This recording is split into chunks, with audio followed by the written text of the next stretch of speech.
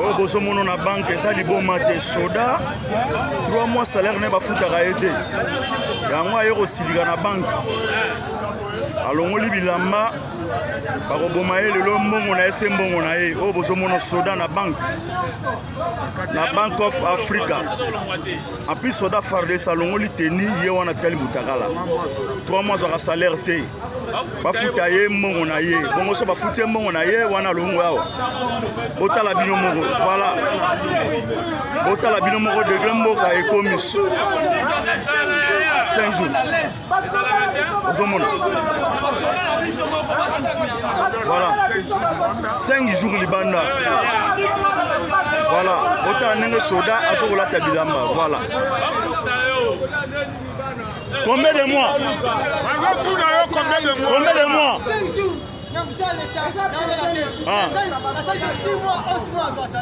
Donc, au salaire 10 mois, 11 mois de salaire. Au salaire aux a détaché. Et bon,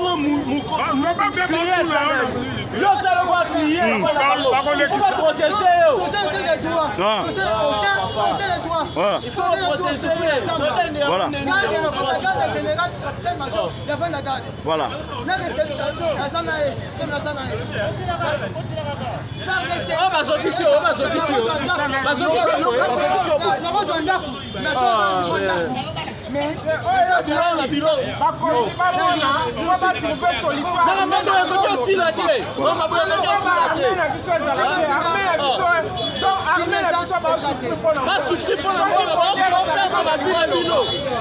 Ok, ça va.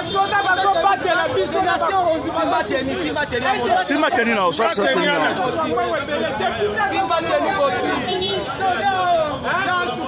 Voilà. Soda à FARDC. Combien de mois sera salaire de 11 mois sera salaire de. Mais au sol à Libanda.